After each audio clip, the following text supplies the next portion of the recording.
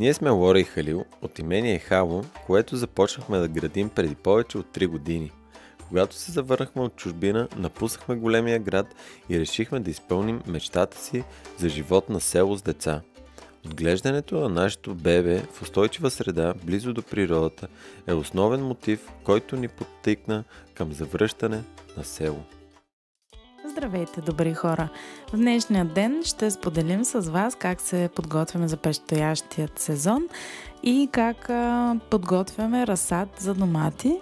А сега ви оставим в ръцете на Халил, който ще ви покаже какво се случва в малката оранжерия. Време да си подготвиме пролетно, така да наречем, да си направим пролетна подготовка на тази малка сладка оранжерика. За целта първо тук ще почистя, защото се тръгнал от доста троскот. Не сме се борили с троското по абсолютно никакъв начин, затова ще го издърпам. От онази страна ще прехвърля малко почва. Тази тук почва цялата е картичина. Като идеята ни е, те са две паралелни повдигнати лехи, по горе-долу 40 см високи. Идеята ми е в едната да бъдат разсада от домати, като ги пикираме в кофички. Също така да насадиме разсад цвекло и ще оставяме пространство и да сложим тук някои салатки, които да си растат, докато стане време за краставиците. А от другата страна ще го почистя, ще сваля нивото и ще докараме с ремаркето няколко тона пресен конски тор, който ще бъде нашият нагревател за оранжерията. А сега искаш да ти разкажа един виц преди да започна да си копая, защото стана никое време. Искаш? Ако го знаеш този виц, моля ти се, не казвай, знам го, ама по друг начин или нещо от сорта, защото това винаги ми прецаква шегите. Един комшия се закачи с комшийката си и прездоваря и вика: "Ало, Лорке, ако искаш доматите ти да станат по-червени, трябва да се разхождаш из градината по бански костюм." И Лорката погледна и вика: "Абе, комшо, аз това го знам. Пробвах го тук преди няколко месеца, ама краставиците станаха толкова големи", вика, и сайко кошките не искат да ги ядат. Така че не ходете по бански в двора.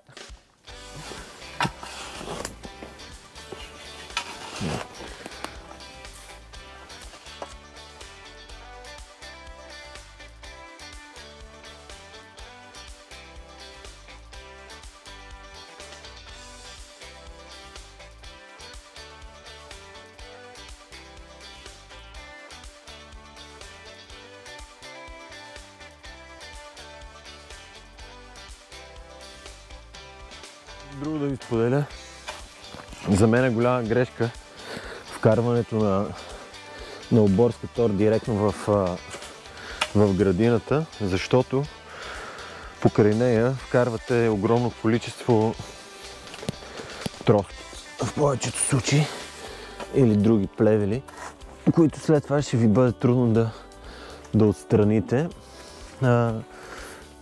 Ние в нашата градина оборската тор я слагаме настрани и я смесваме с компоста, или по-скоро така си правим компост.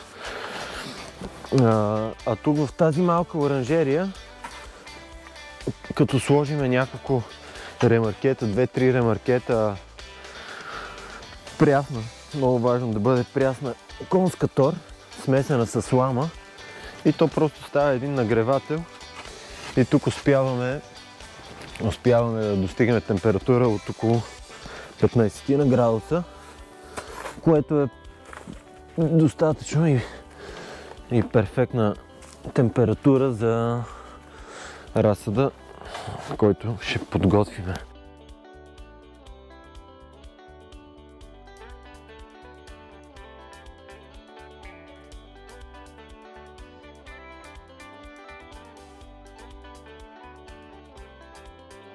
Този парник си беше тук, когато купихме къщата. И само, че беше доста позанемарен и се бяха прекъснали тук заварките, се бяха начупили на места. И с един наш приятел оправихме заварките, след това го боядисахме и го покрихме с найлон. И в общи линии си го ползваме за такива цели.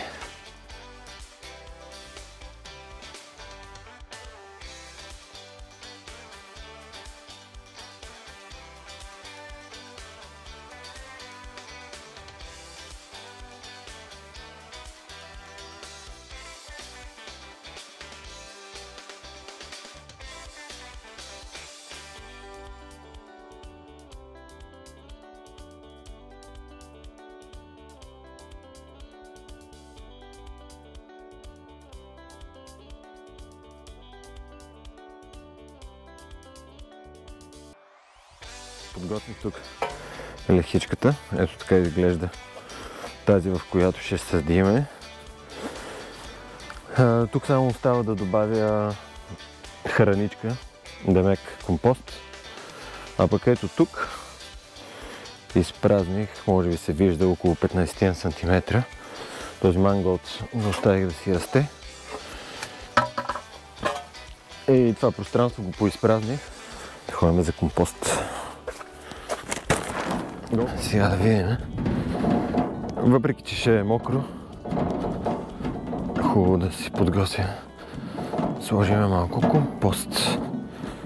Ето тук имам малко компост на около 2 години, който със сигурност е врял и преврял и прегорял и ще бъде чудесна храна за нашата оранжерия.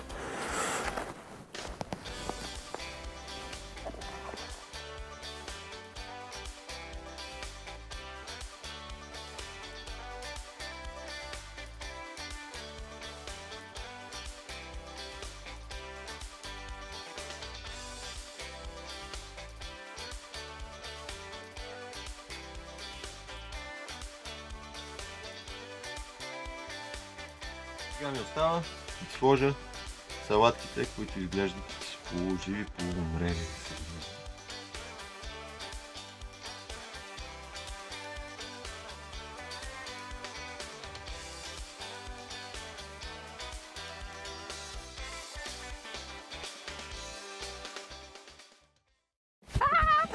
Чачи, познай какво пристигна току-що. Дневникът е тук. Сега ще го отворя. Много се радвам и вълнувам и съм нетърпелива да видя какво има вътре. Вау! Нашите приятели от село БГ са го опаковали. А ние утре потегляме да го опаковаме заедно, да опаковаме останалите заедно. Ето това е стикер, който може да се залепите някъде. Градинарстваме с любов. Това са семенца. В всяко пакетче ще слагаме различни семенца, каквито имаме. Наши приятели от една ферма са ни дали семенца, наши семенца, каквито сме събирали. А това са прекрасните карти, които за първи път в момента докосвам и наистина много се радвам да ги споделя с вас. Това са неща, които ние сме намирали в интернет и смятаме за много подходящи. Превели сме ги и сме ги направили лесни за употреба, да се носят в градината. И това е самият дневник. Много се радва! И тук имаме една химикалка. Дар. Градинарстваме с любов. Добри хора, така ще изглежда вашият комплект. Химикалка, дневник, 12 карти, инфокарти, стикер и пакетче с семенца. А тези от вас, които са си поръчали и канче, то ще е вътре в пакета. Ето така изглежда канчето. Знак на благодарност за вашата подкрепа ще подарим тези 3 дневника на 3 от всички коментирали този клип. Очаквайте, в следващото видео ще изтеглим 3 печеливши.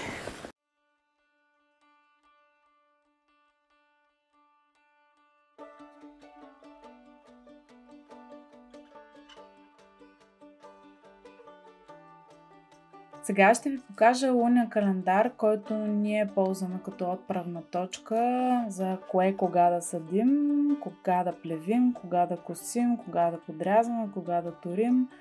Общо взето, абсолютно всичко свързано с градинските неща и не само. Февруари. И тук гледате. От тази страна са зодиите, от тази страна са датите. Ето виждате тук неделя, пълнолуние и съответно е общ благоприятен период за сеитба и разсаждане. В случая е ден плод в огнена зодия. Огнените зодии са ден плод. В ден плод е най-добър ден за растения, които се използват за добив на плодове или семена. В случая ние за това съдим нашите домати точно днес. Сега ще ви покажем как правим разсад. В момента е 5 февруари и е пълнолуние. За първи път ще правим разсад за оранжерия, понеже имаме оранжерия от миналата година и аз лично малко се притеснявам, че е прекалено рано, но ще пробваме и на следващото пълнолуние, ще видим кой ще е по-подходящ. Имаме един разсад от януари, обаче за съжаление той се издължи прекалено много и... Мене е за пред камерата.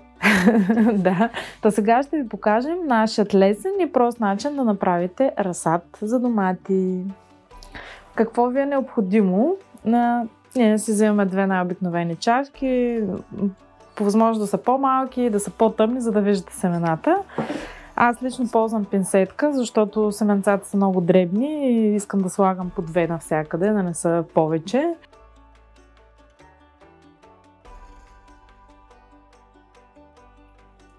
Ще ни трябва едно фолио, с което после ще завием тази табла. Ще ни трябва една табла, има различни табли, тази с 150 гнезда, те са малко по-широки, има с 256 мисля, че има различни разфасовки, като идете в някой агромагазин може да проверите. Трябва ни, Халил, кажи каква смес си направил тук? Тук сега съм смесил торфения хумус, който взимаме от един наш приятел.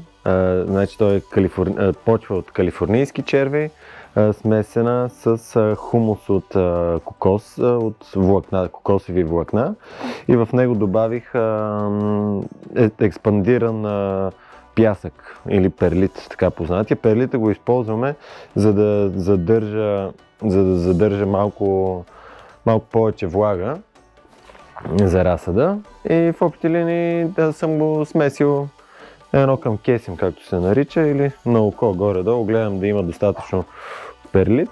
И последната, но най-важната съставка, за да се получи разсада, е това нашата съкровищница с семена, които ние сме се събирали, ние сме се отглеждали. Има и тук там някои копешки, но да. И сега, да речем, миналата година една жена ни прати семена от Идеал, които казаха, че от 50-те години ги гледат. Ще използваме нашите розови домати от 2022 и червени домати от оранжерията. Това са семенца, които ние сме събирали. Съжалявам много, че нямаме сортове. Обаче ние първата година си купихме разсад и от него си запазихме семена. Разсада беше с домашни стари сортове и просто отделихме домати, които ни харесаха. За съжаление, да, не успяхме да разберем кой домат точно какъв сорт е, така че ще ви покажем на снимките различни домати, но не знаем сортовете, освен на Идеал.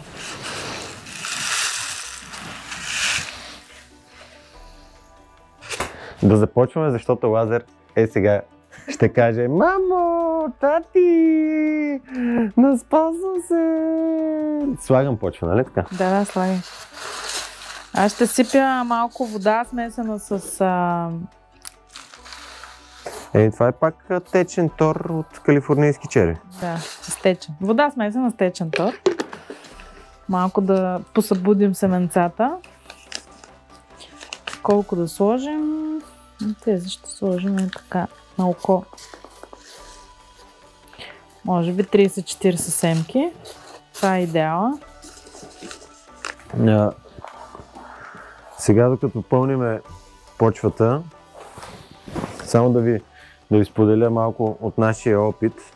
Преди известно време тръгнахме да си пресаждаме цветята, стайните цветя, стайните растения всичките, и купихме от пазара една почва, тъй като нашия приятел Милчо нямаше точно в този момент, нямаше смесена. Той има големи количества тор, но нямаше смесена с торф. И аз му казах, то ни трябва едно малко чувалче, няма да те занимавам, нали? Няма да те чакаме един вид, да не направиш специално за нас.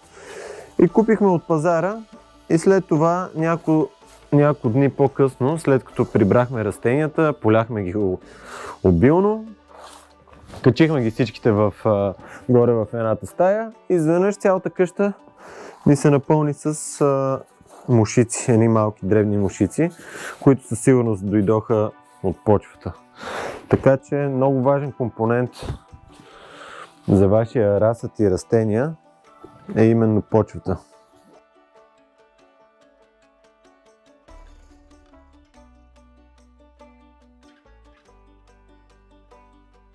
Едно време бабата само в тарелка е правила разсад, нали? Така, сега ще не трябва по-обилна вода, за да намокрем тази почва и да слегне малко.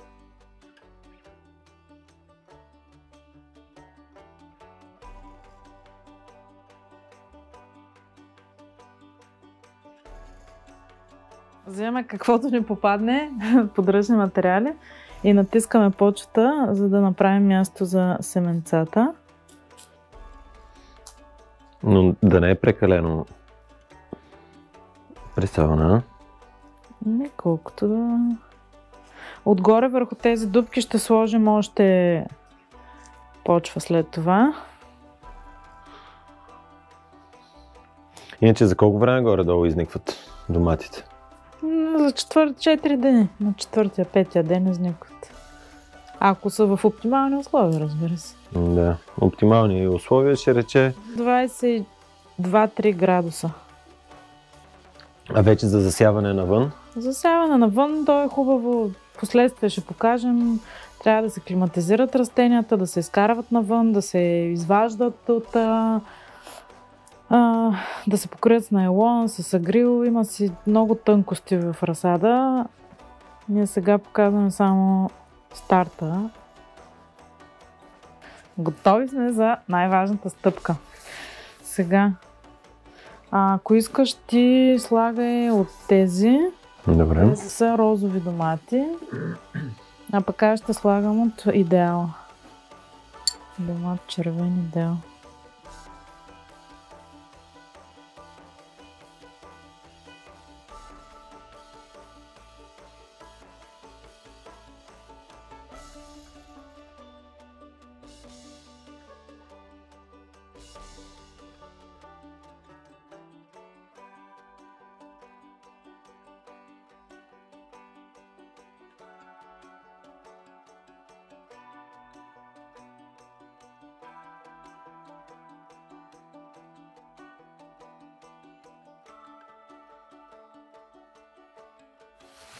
И сега очакваме семенцата да покълнат. Дай Боже!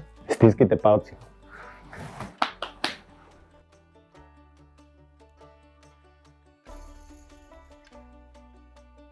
Оставяме сега този разсад да поседи и когато видим, всеки ден ще го наблюдаваме, когато видим, че покълват, трябва да махнем найлона и да почнем да се грижим за тях. Защото разсада, това са едни малки растения, които са крехки като бебетата. Даже бих казала доста по-крехки. И искат внимание. И грижи. Ако искате да ядете сладки домати, трябва първо да се погрижите. Да си посеете, да се вика. Дай Боже, и ние това лято да ядем, даже по-рано. И това лято. И това лято, да.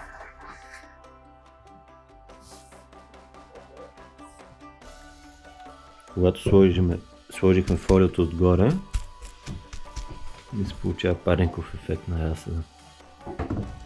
Така той ще бъде с необходимата влажност, докато не поникнат растенията.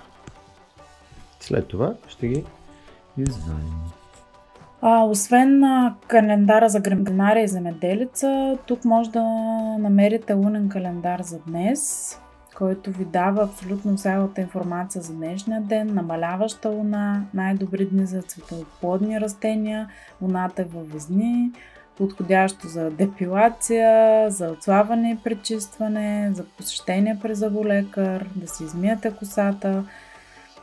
Не се препоръчва поливане, защото вредители могат да нападнат плодните растения и всякакви други неща. Вие ще си прегледате. Има лунен календар за дома и градината, кога е подходящо да се проветрява, кога да се полива, кога да не се полива, кога да се пере. Има биодинамичен календар, който е за сеитба и показва само ден плод, ден корен, кога луната преминава в различните етапи. Има само календар на градинаря и има лунни фази за 2023. Надявам се да ви е полезен този сайт. Ние го ползваме от много време и сме изключително доволни. А сега ще ви покажа една наша много любима манджа, която докато бях бременна постоянно си готвехме, естествено с пресни летни зеленчуци.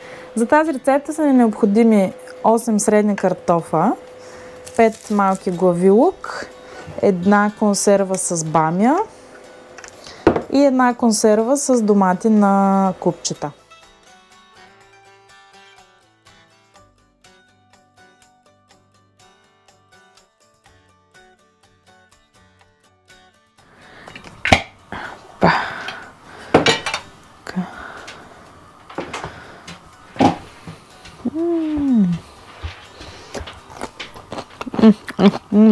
Тук е по момента спомена, че бамята е изключително полезна, защото в нея има растителен желатин и е полезна както за бремени, така и за хора, които имат проблеми с кости, стави, имат нужда да се набавят желатин, а не могат по някаква причина да консумират други форми на желатина.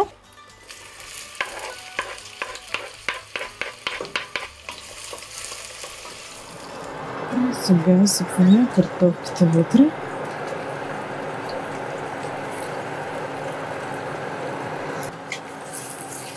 Разбъркваме хубаво.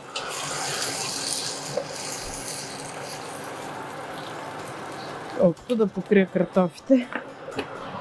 Слагаме и капака и оставяме да заври. Двата буркана, които ще използвам, които сме си ги приготвили през лятото. Сега ще добавя този буркан. Домати и добавям на самата бамя. Картофите вече почти са омекнали.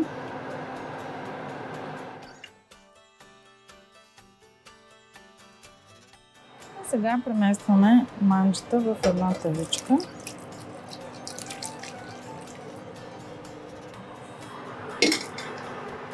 Хубаво разтиваме всичко. Гледаме да има всякъде всичко. И слагаме в фурната.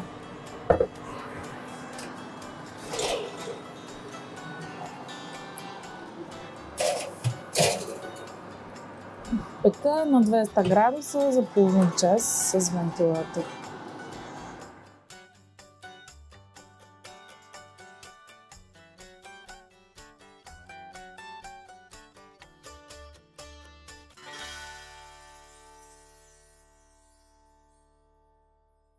И въпреки, че навън има 10 сантиметра сняг, едни наши съседи, добри хора, ни дадоха днес стар сорт марулки, за които се разбрахме да се опитаме да ги развъдим, да им запазим семена. И е много хубаво, че вчера успях да подготвя оранжерийката. И сега ще ги... Тук какво е хубаво, топличко. Да, и сега ще ги наслагам. Този път малко на по-широко, а? Част другите видяли, на гъсто съм ги наслагал. Те ви сте се дигнали. Я ви.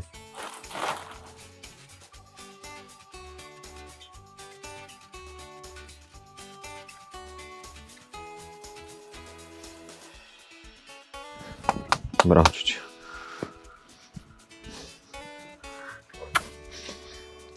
Я виж колко хубаво стана. Ей, тия пупу. Аз направо не мога повярвам, че така се дигна. Как не мога повярваш? Да знам, малко ги бях отписал.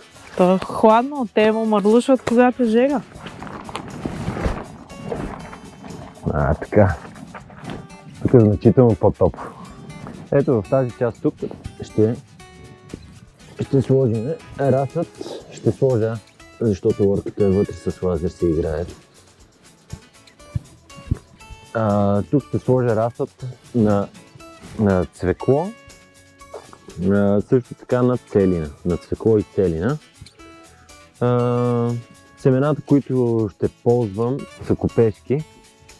За съжаление, още първата година имахме, една баба ни беше дала цвекло, когато тя си беше развъдила, но за съжаление го оставихме зимата да си живее и то пък взе, че не оцеля една зима. И от тогава ни се налага да си купуваме семена, което не е толкова фатално.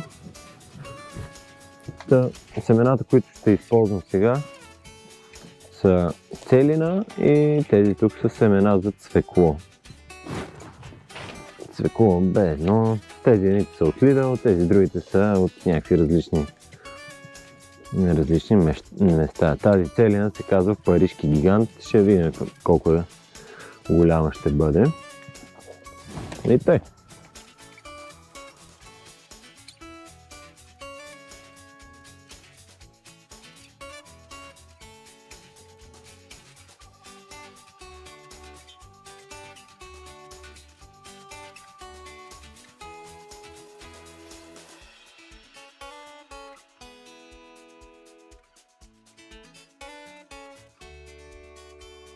И просто когато засадим нещо, трябва да има все пак водичка.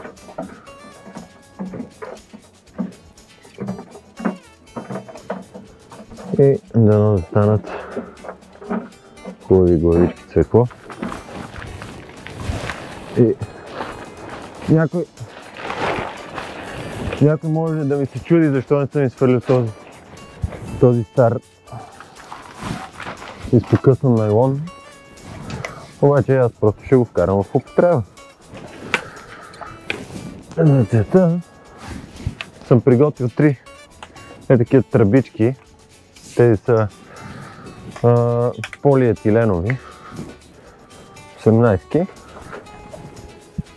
които са малко къси в случая, но пак няма да позволят на найлона да захлупва, с тежестта си да захлупва насажденицата.